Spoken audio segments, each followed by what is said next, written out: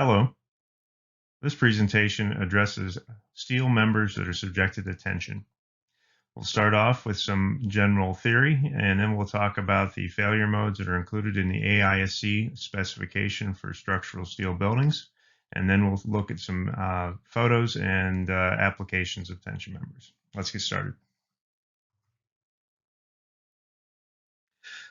Members in steel structures can be loaded in about 5 different ways. They can be subjected to tension, compression, bending, shear, or torsion, or a combination of one or more of those different methods. Chapter D of the AISC specification deals with tension members. Within the context of tension members, we have to worry about the failure modes of yielding and fracture. So you can see the different sections that are in Chapter D. The ones that are underlined here are the ones that we're going to address specifically, and the other ones aren't unimportant. It's just that we don't have time to address everything. So we won't deal directly with pin-connected members or I-bars. With respect to Section D1 on slenderness limitations, the provision is simple. It says that there are no maximum slenderness limits for the design of members in tension, but a limit of L over R not greater than 300 is suggested. So L is the length of the member, R is the minimum radius of gyration, and that limit is in place basically to eliminate vibration of the member in tension. So you can have a very slender member if it's in tension, since you don't have to worry about buckling. And sometimes when you have HVAC equipment or mechanical equipment in the building, or even just environmentally induced loads, you can get vibration of those members. They can just basically vibrate back and forth and lead to serviceability issues in the structure. Serviceability issues meaning it's an issue that doesn't necessarily compromise the strength or the integrity of the building, but it does compromise the usefulness of the structure. If you have a vibration in the building, then maybe somebody would become motion sick, or maybe they wouldn't be able to use the building for sensitive equipment or things like that. So that issue would be a serviceability issue. The first of the 2 fundamental failure modes that we worry about in tension is shown here, and that is gross section yielding. That's yielding of the member on the gross section. So the fundamental equation is D2-1, and it's given as P sub n is equal to F sub y times A sub g. The nominal strength is equal to the yield stress times the gross area. If we're working in LRFD, we use a resistance factor of 0.9. If we're working in allowable stress design, we use a factor of safety, omega, of 1.67. F sub y is the minimum specified yield strength, and A sub g is the gross cross-sectional area of the member. Yielding of the member on the gross section is considered a limit state because it could lead to excessive elongation of the member that could compromise the stability or the safety of the structure. The second fundamental failure mode for tension members is that of a net section fracture. And the governing equations are shown here. First, equation D2-2 and equation D2-3 out of the specification. The first one says that the nominal strength, P sub n, is equal to F sub u times A sub e, where F sub u is the specified minimum tensile strength of the steel, and A sub e is the effective net area of the member. A sub e is given as U times A sub n, where U is the shear lag reduction coefficient and A sub n is the net area of the member.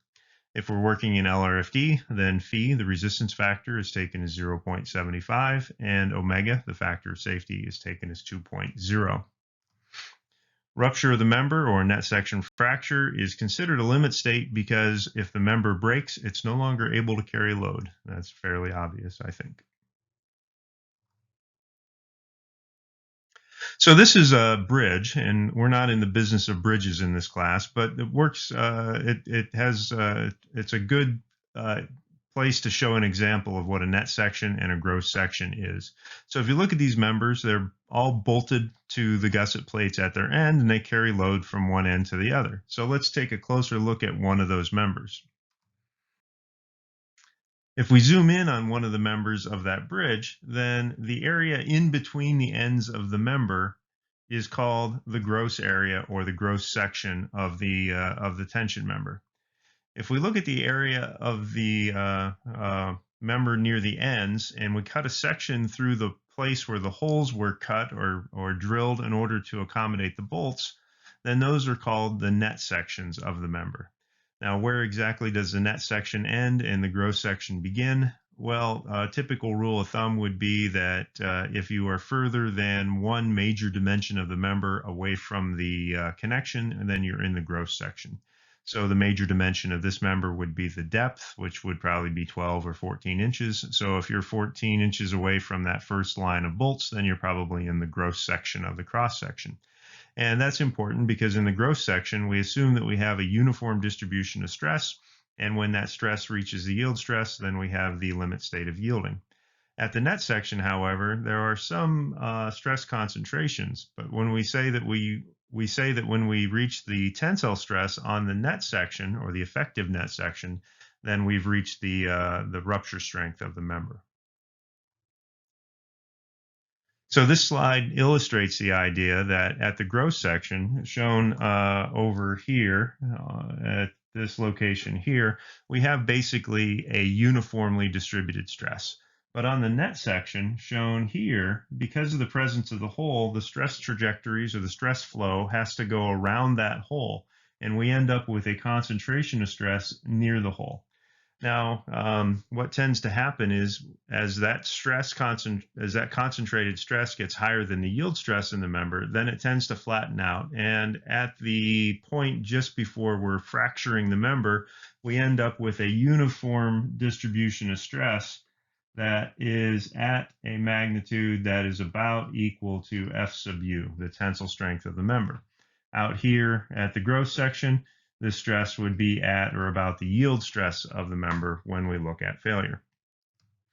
Okay, yielding isn't checked on the net section because if it does yield in that area, it will be very localized and it won't lead to an excessive elongation of the member like it would if we reach the yield stress on the gross section.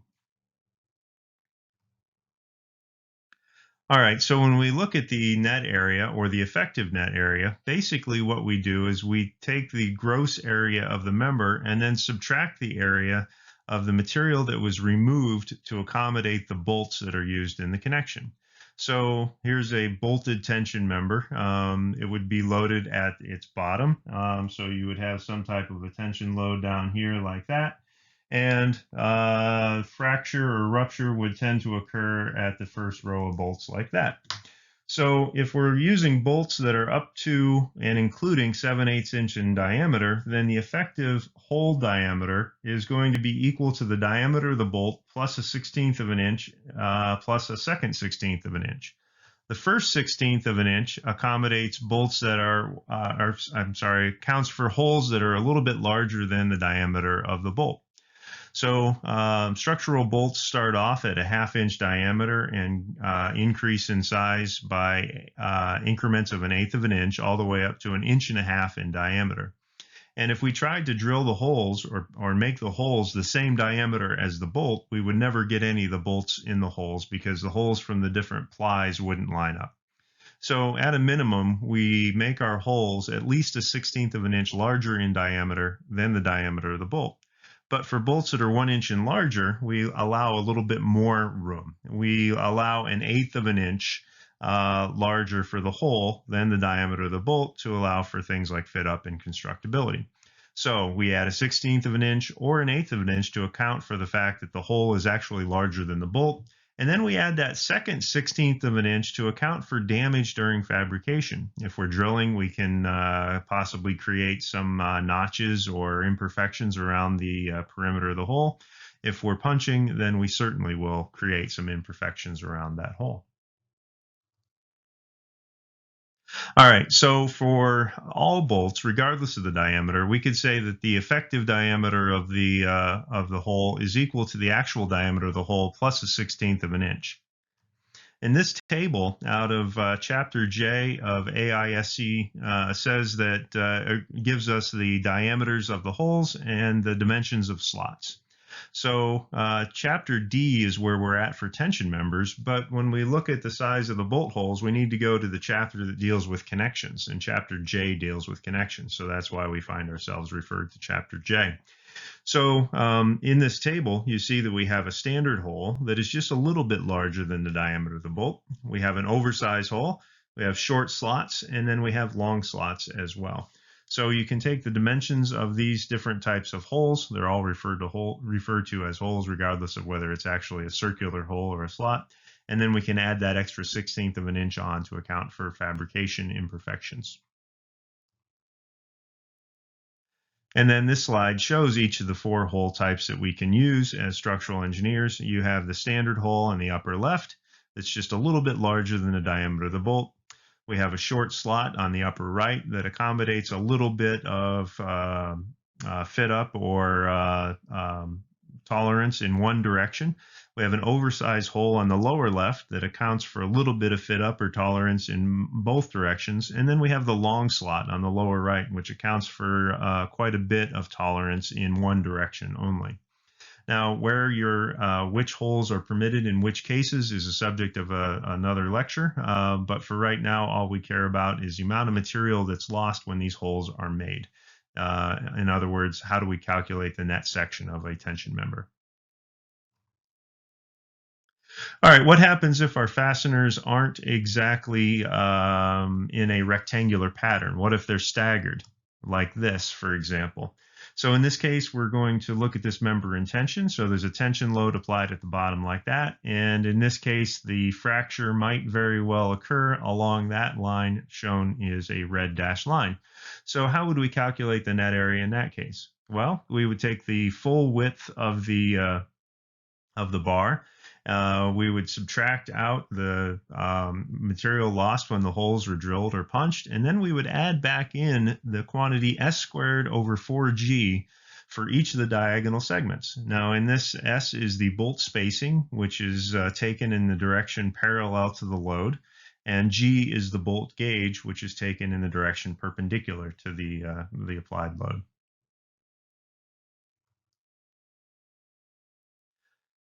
All right, these are some videos that we can show to illustrate different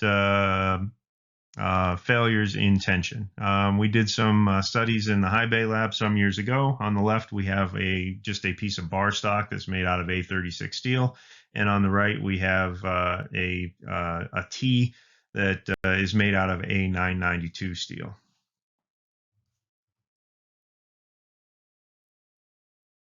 Okay, this is what one of the bar stocks look like. So we basically put it in the test machine, clamped it in the wedges, installed some, those are LVDTs on the left and the right. They're linear variable differential transformer. And basically it allows us to measure displacement as a voltage. Then we run that voltage into a computer and record it and put it into Excel. So basically we're going to pull on this tension member until it breaks. Now the grid on there is actually white out, or like a white marker, and the idea is that by putting a grid on there like that, when we start to see the member stretch, you can see it better by looking at the white grid than you would be you'd be able to without that in place. And what you're going to see is that the patina on the steel, the surface coating that is formed during the rolling process, is actually going to start to flake off when we get to a strain that is about 10 times the yield strain of the member. So when you see that patina flaking off of the steel, then you know that you've gone quite a bit beyond the yield stress of the member in that region.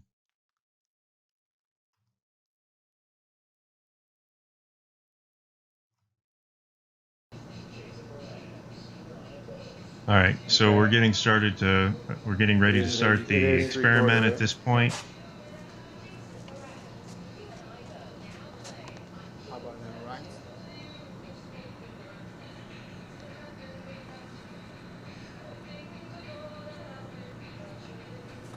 I have a remote for this, so I'll have to remember to bring it. Okay, that whining that you hear in the background is the hydraulic pump that we're using on the test machine. So you can see the patina of the material start to fall off now, so that means that we've exceeded the yield strain by about 10 times. And as you watch this progress, you'll see that the shape of the hole will change from a circle into an oval, and then eventually you'll see a fracture initiate from the inside edge of the hole and then progress outwards towards the edges of the bar. If you watch very quickly at this point, you can actually see that the bar is getting thinner and narrower right before it starts to fracture.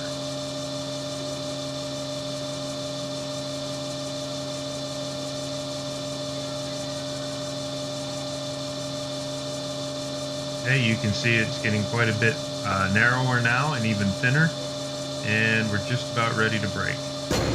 There it goes. So that rupture occurred almost instantaneously.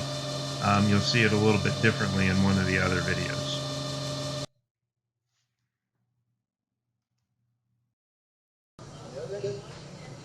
Okay, this is a video of one of the T sections. In this case, we have two holes that are drilled at the cross section, one on each side. Okay, we didn't put the grid on there in this case, but you can see that the material is starting to fall off around the holes where the stress concentrations would be located. So that material reaches its yield stress a lot sooner than the rest of the material where there aren't any holes that have to be accommodated by the stress flow.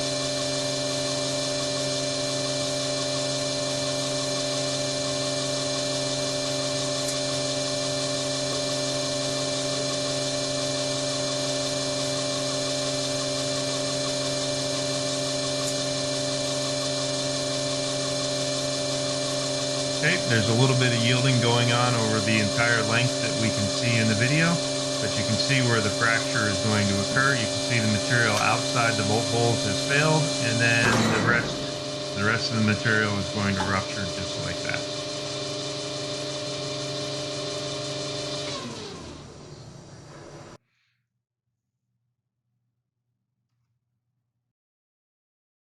All right, so now we'll take a look at a couple of additional failures. In this case, it's more than just a piece of bar stock or one member with holes in the middle. These are actually bolted joints. And in these cases, you'll actually see the bolts fracture instead of the members themselves fail.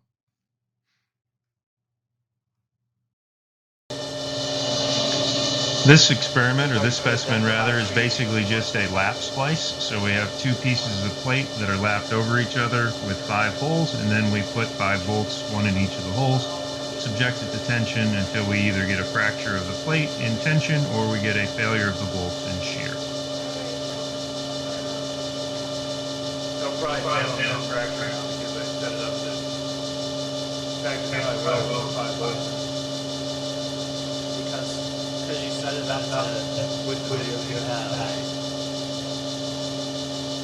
Hey, that voice you hear in the background is Ian McElhone, who is a student of ours some 10 years ago, and he was a grad student who did a lot of work with us, both computer analysis and in the laboratory. All right, so you can start to see it bending a little bit out of plane at this point. I wish we had a readout so we could see what the force is, but we don't. There's a readout on the machine, but we can't see it. Okay, if you look at the top bolt, you can see a little bit of spalling of the material at this point. You can see elongation of the grid. So it looks like it might actually fail in a net section fracture. I can't really remember, to be honest.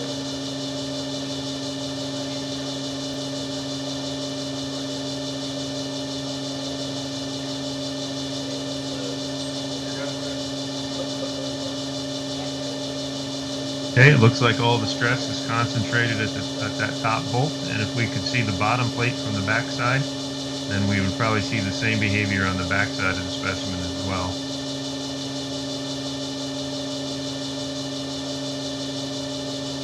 Okay, all of that yielding, all of that inelastic behavior occurs at that first bolt because that's where the force is largest. As you get past the first bolt, then there's only 4/5 as much of the material, or as much of the force left in the plate. So typically a net section fracture will occur at the first bolt when you go from the growth section of the member into the net section or into the connection region of the member. Okay, some high quality camera work here. There we go.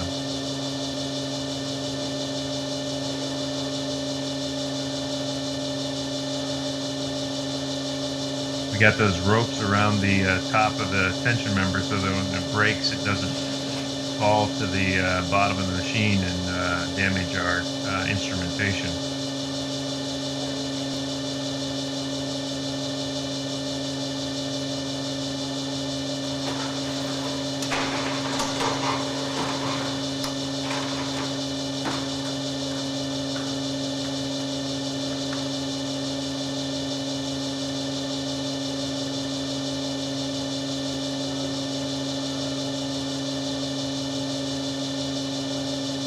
There's a flash from a camera, I presume. Okay, you can hear me in the background on the video saying that it's braking. I'm probably watching the load drop off on the test machine. So we're applying a continuous displacement, and once we reach the point of incipient failure, then the load starts to fall off while the displacement continues to increase. Okay, you can see the bar getting narrower at this point. It's probably getting thinner as well. You can even see the bolt becoming a little bit skewed. And you can see the hole has gotten so ovalized, there we go, that it actually is visible outside the bolt head. So there's a fracture in tension.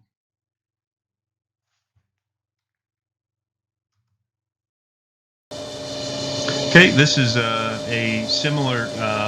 Okay, the last one was C5 with oversized holes. This is C5 with standard holes, 3/4 inch holes. All right, so standard holes. The last one was oversized holes. So in this case, we have two bars again in a lap splice. The bolt pattern is a little bit different. Instead of one row of 5 bolts, we have 3 rows of bolts, 2 rows with 2 and 1 row with 1. And in this case, the bar is wider, so it's going to have a larger cross-sectional area. So I wonder if we'll see a fracture of the member again, or whether we'll see a fracture of the bolts. Okay, It'll be interesting to see. 160 kips now.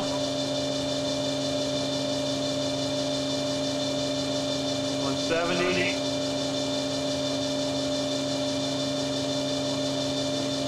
180. Noticing bending in the plate. 185.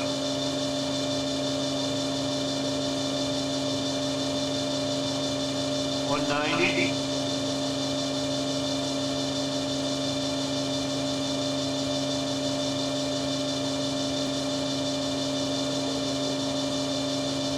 198. Okay, you can see the bars bending, so they can. Now, 200. No apparent yielding in the member itself, though. No falling of the white water. There you go. That's why, because the bolts reach their failure point before the tension members reach theirs.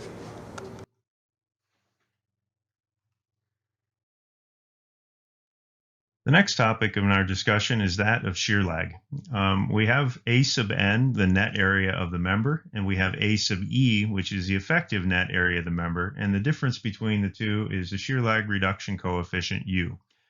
Shear lag is a concept that is used to account for uneven distribution of stresses in members where some of the components are connected, or some of the elements are connected, but others are not. So when I say a component or an element, I mean the flange of a W shape, the leg of an angle, the stem of a T.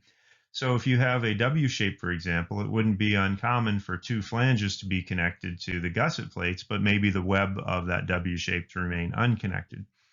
So in that case, the distribution of stress is not uniform, and that needs to be accounted for in our design.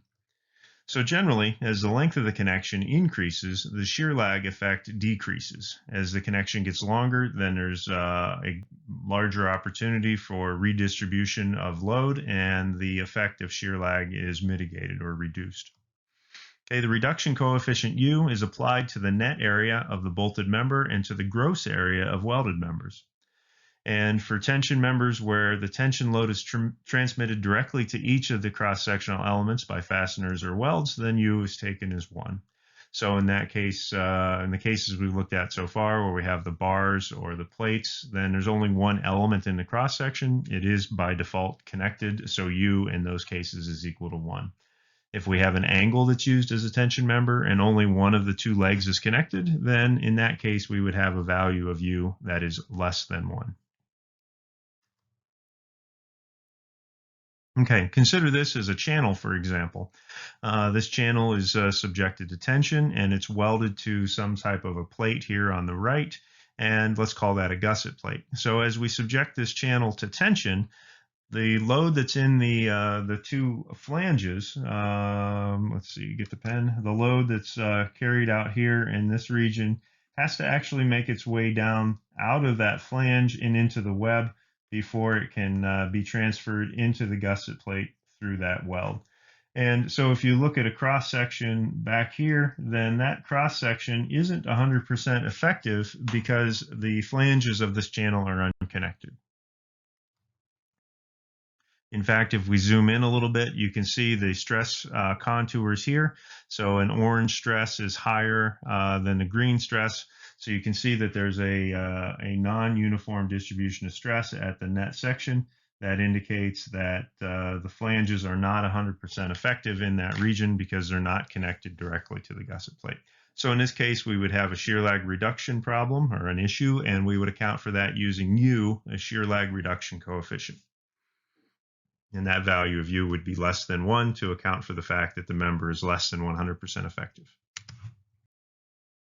So we look up the value of U in table D3.1, and this is a table that spans 2 pages in the specification. There are a number of different cases.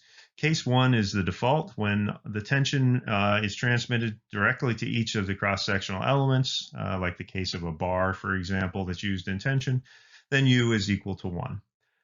Case 2 is used quite often. It's probably the most useful of the cases that are in this table. And in that case, you take U equal to 1 minus X bar over L. L is the length of the connection measured parallel to the applied load.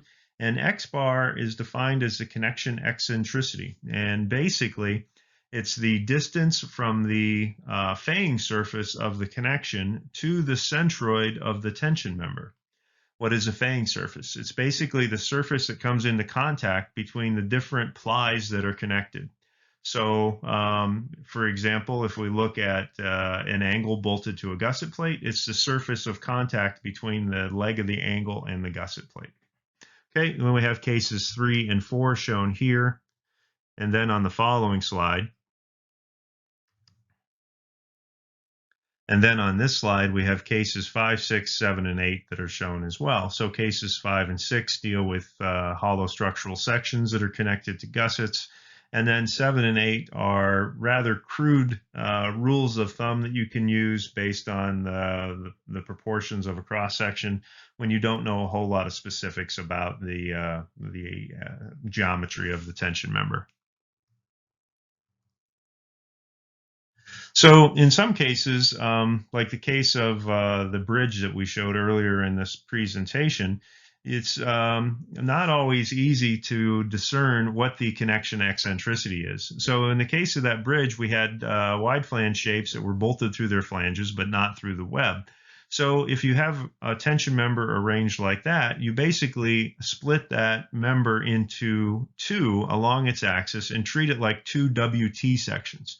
So in that case, you would take the X bar, as is shown in this the upper image here, as the eccentricity between the WT section and the fang surface of half of the connection or half of the joint. In the case of a channel that's bolted through its web, then the connection eccentricity X bar is as shown in the lower image. When we have the case of a W shape that's bolted through its web instead of through its flanges, then we basically split it in half along the plane of the web and treat it like 2 channels that are arranged back to back.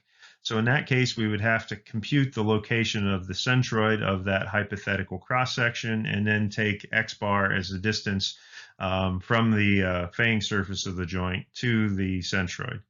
And then the lower image here is the classical case of an angle bolted through one leg. So the connection eccentricity there is measured from the fang surface on the connected leg to the centroid of the angle.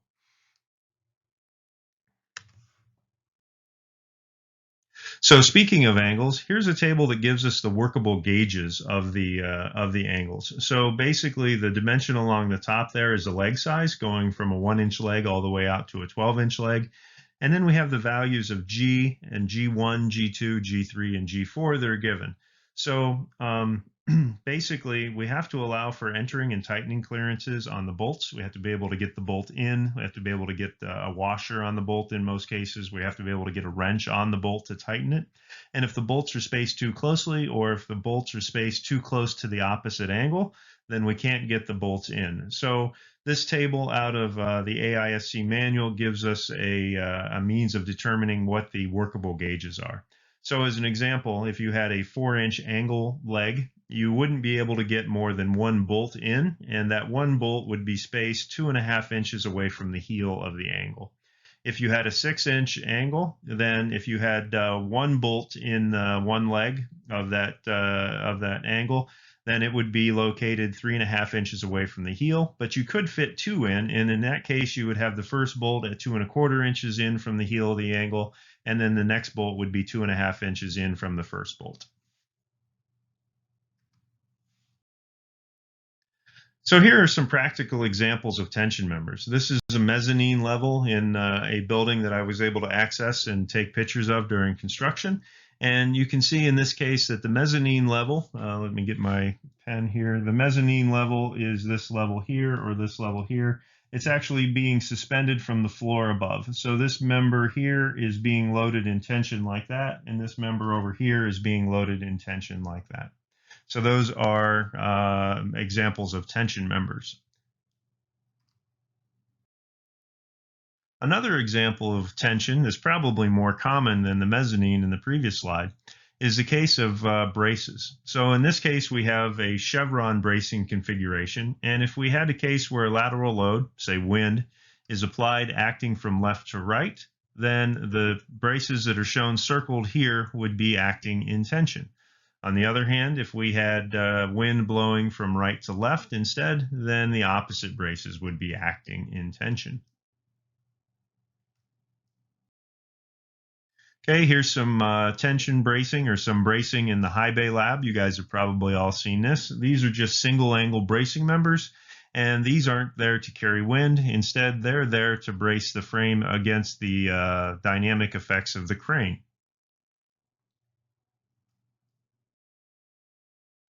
Now this image comes out of CVG Airport, and you can see that this is basically a truss that's wrapping around part of the main atrium area in Terminal B.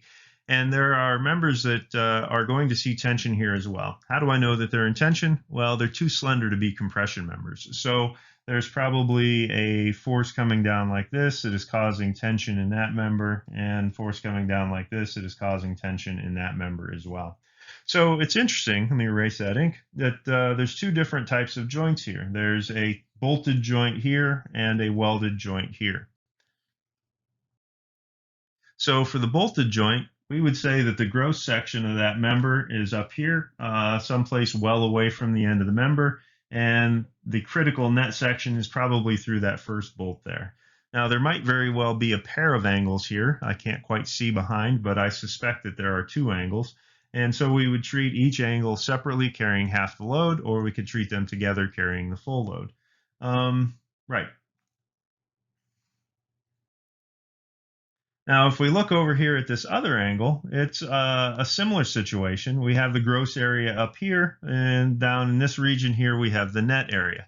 Now, in the case of a joint that's welded, the net area is equal to the gross area of the member, but we might still have to multiply by a shear lag reduction coefficient U that is less than 1. So in that case, the effective net area will probably be less than the gross area of the member. Now, this begs the question, why would they use a bolted joint in one of these connections and a welded joint in the other? And the answer is that this is probably shipped as an assembly and then erected as one giant piece, as opposed to bringing it onto the site as individual members. So in that case, it was probably more convenient for the fabricator to shop weld this joint, and then when they brought it out onto site, they bolted this on site when they erected the structure. Okay, here's another bracing connection in a building. So we have the column going up in the center. You can see the beams, actually they're girders framing in from left to right. So a girder framing in from the left going out to the right. These are filler beams here coming in. You can see the metal decking above. And in this case, you can see that there are gusset plates, one here on the right and another one over here on the left. And these members here are bracing members that are carrying probably tension and compression. So in this case, they're HSS members or tubes, and the connection is made by cutting a slot in the end of the tube and then fitting the tube over the gusset plate. And then you come in and place a weld along the edges of the interface between the tube and that gusset. Okay, another view of the same connection. So you can see the weld here between the tube and the gusset plate. And this would be the net section at this point, cutting across through like that. So the net section in this case has been compromised because the tube had to be slotted. So the net area of the tube is less than the gross area, and it evidently wasn't large enough. The net area wasn't large enough to prevent net section fracture. So the fabricator came in and welded a reinforcing plate on the tension member in this region to add to the net area of the section so that presumably gross section yielding governed instead of a net section fracture. So that's reinforcement of that joint or that connection to accommodate the fact that the net area was likely too small to be effective. Now you do see one bolt in here, and that's an erection bolt. So what will happen is that they'll erect the column first, then they'll put the beam up and bolt the beam to the column with these bolts here. Then they'll bring in the bracing member and they'll fit the brace in, but they can't just hold it there with the crane while they weld it. So they put one bolt in to hold the brace in place, and then they can release the crane and go on and continue to put up additional members while a welder comes along and places these welds. So that bolt isn't used in the calculation of the strength of the joint. It's just there for the purposes of erecting the building. All right, here's another slotted HSS connection. This one's actually in compression, but it's still the same type of a joint. And you all probably recognize this as the press box above Nippert Stadium. So you can see how the HSS is coming in here. It's been slotted on the top and the bottom face to accommodate that, that gusset connection. Okay, a different view of the same joint, and you can see how that HSS is slotted here, then fit around, and you would basically place four welds. And so the net section of that member in tension would be like that. Okay, now it's in compression, so calculating the tensile strength is probably moot. Buckling would end up governing there, but it's the same type of joint that we've been examining within the context of tension. All right, and then the last example that I'll present for this lecture is that of just a little Dollar Tree store. So this is near my house. It went up a few years ago, so I took the opportunity to take some pictures. So this is basically, I wouldn't call it a big box, let's call it a little box store. So basically it's just a bunch of posts or small columns that are supporting a roof framing system. And then these cross braces or frames here are in place to carry the lateral loads. So if we had lateral load coming from left to right or right to left, it would be those frames that are engaged. If it were coming into or out of the plane of the picture, it would be this frame, and there's another one over here, and this frame that are engaged. So those are the lateral force resisting systems in the building. So if we zoom in on those, you can see that it's a pair of small tubes that are arranged in an X configuration. So we would say that this is X bracing or cross bracing. And we have a couple of different connection details that are interesting here at the ends of the member and where they intersect in the middle. So at the upper end of the member, you have another slotted HSS connection. So they cut a slot in the HSS, fit it over this small gusset plate, and then they come in and weld. Now, I can't see the weld here. This isn't the greatest photo in the world, but I suspect that we would be able to see the weld if it were placed. And I hope that that weld was placed before they closed this building up. So anyways, this bolt that's in place right here is just there for purposes of erection, and it's not used to actually transfer the load. Note that there's a missing bolt hole or missing bolt up here in that hole. And then down here, you can kind of see inside the structure. So this structure is, the roof framing is constructed with bar joists going in the left to right direction. And then this member here is a joist girder with some bracing. So if you have a wind load acting on this structure, it's going to cause an uplift. The bottom cord of that joist girder would go into compression. It would have to be braced, otherwise it would buckle. So that's what that bracing is there for. Okay, and then this is the joint where the two braces intersect each other. You might be able to go to Revit or AutoCAD and draw them as intersecting without having to do anything else, but in real life we have to accommodate the fact that you can't have two pieces of material in the same place. So we have these splice plates that are shown here, and my guess is that this tube in the background is continuous. It goes through there. Then this tube here probably breaks at that point, and then it breaks again at this point, and then there's some welding that goes on in there to attach these splice plates to the tube where it's broken. So it's probably welded here, and then at that location and that location as well. And then using a zoom lens, you can kind of get an indication here on this other brace where that tube is broken. So the welds are going to be here, and then there and there. So if we were designing this brace coming down from the top right, we would design it looking at, let's see, erase that. We'd say gross section yielding there, net section fracture up there, net section fracture down there.